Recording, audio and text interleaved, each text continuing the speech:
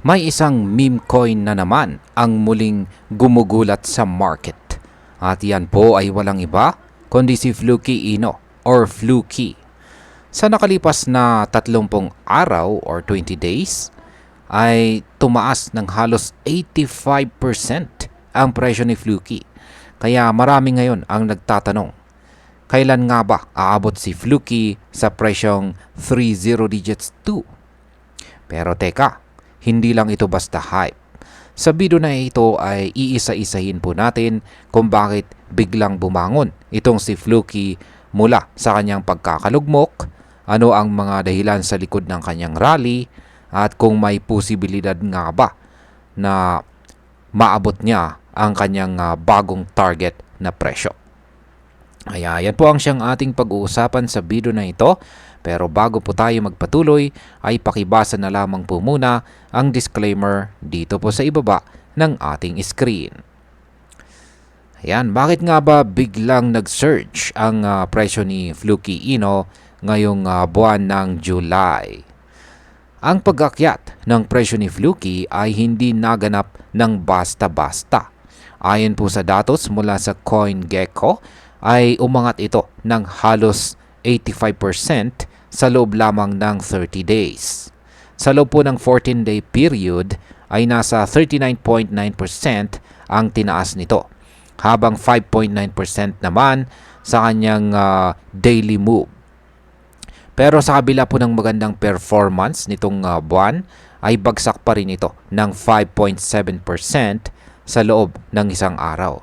At higit pa dyan, bumagsak siya ng 26.3% sa loob ng isang taon.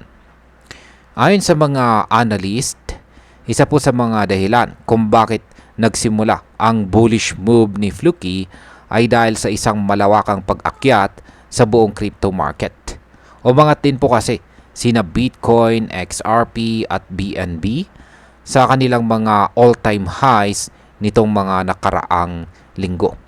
Ang galaw na ito sa buong market ay dulot po ng ilang positibong balita sa Amerika. Lalo na po ang pagpasa ng mga pro-crypto na batas at ang pagtaas ng investment sa mga crypto-based ETF. Ngayon ay paano po nakabalik itong si Fluky sa top 100 na market cap? Dahil sa rally na ito ay nakabalik si Fluky sa top 100 crypto projects batay sa market capitalization. Nitong mga nakaraang buwan ay lumagapak siya pababa sa ranking. Pero ngayong nagsimulang bumangon muli ay bumalik po siya sa radar ng mga investors. Bagamat isa po itong magandang senyales, ay mahalagang tandaan na si Fluky ay nasa 61.6% pa rin na pagbaba mula sa kanyang all-time high na presyong 30 digits 34.49 kung saan ay naitala po noon pang June 2024. Ang ibig sabihin nito ay may malayo-layo pa rin. Yan, malayo-layo pa rin siyang kailangang akyatin para makabawi ng tuluyan. Pero dahil po sa momentum na dala ng buong market ngayon, ay may pag-asa si Fluky na makabalik sa kanyang dating sigla.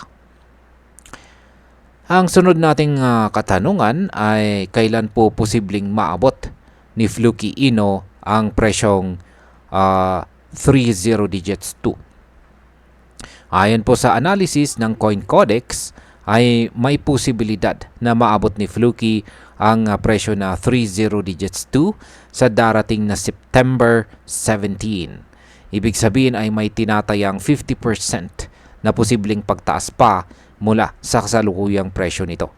Bagamat mukhang achievable ang projection na ito, ay may mga analyst pa rin na nagsasabing dapat po tayong mag-ingat.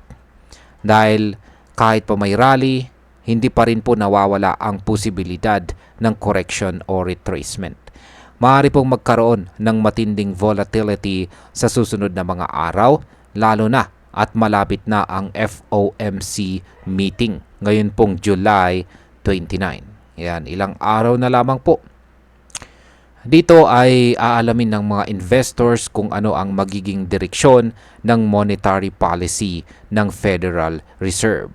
Posible pong makaapekto ito sa buong market kung may pagbabago sa interest rates or may hawak silang bagong policy stance. Ngayon ay ano naman po ang dapat nating bantayan bilang mga investors dito kay Fluky. Kung ikaw po ay isa sa mga naghahangad na pumasok or magdagdag ng investment dito kay Fluky, ay may ilang pong bagay na dapat nating bantayan. Una ay ang market sentiment na madalas nakaapekto sa meme coins gaya ni Fluky. Pangalawa ay ang mga balita mula po sa gobyerno ng US, lalo na sa usapin ng regulation at saka interest rates. Pangatlo ay ang mga developments sa ecosystem ni Fluky mismo.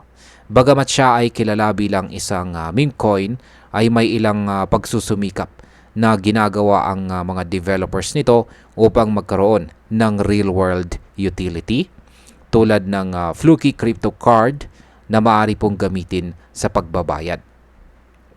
Kapag nagkaroon ng solid adoption ang ganitong product, ay maaari itong magdulot ng panibagong bullish momentum. At ayan, para po sa atin bilang mga Pinoy crypto enthusiast, ang pagtaas po ni Fluky ay maaaring magsilbing oportunidad ito. Pero kasabay nito ay may dalang panganib. Kung ikaw ay isa sa mga nakabili noong mababa pa ang kanyang presyo, maaaring ngayon ay tumatamasa ka na ng gain or tubo. Pero kung ngayon ka palang papasok, ay mahalagang pag-isipan mo kung kaya mo bang tiisin ang posibilidad ng short-term volatility. Hindi po masamang sumabay sa mga rallies, pero mas maganda kung may plano ka kung kailan ka lalabas, kailan ka papasok, at kung gaano kalaking risk ang kaya mong tanggapin. Sa crypto trading ay hindi po sapat ang FOMO o fear of missing out. Kailangan po ng tamang kaalaman, pasensya at saka risk management. At bilang panghuli, para sa akin ay magandang indikasyon ito na kahit ang mga meme coins ay may kakayahang makabawi or makarecover kung may sapat na hype at market conditions na pabor sa kanila.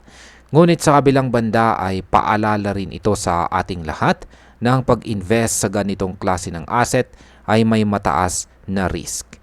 Oo, malaki po ang potential gains, pero malaki rin ang potential loss. Bilang isang crypto trader, ay hindi natin pwedeng isantabi ang posibilidad ng retracement. Kung sakaling magpatuloy ang rally ni Fluky at maabot niya ang presyong 30 digits 2, ay magandang balita ito.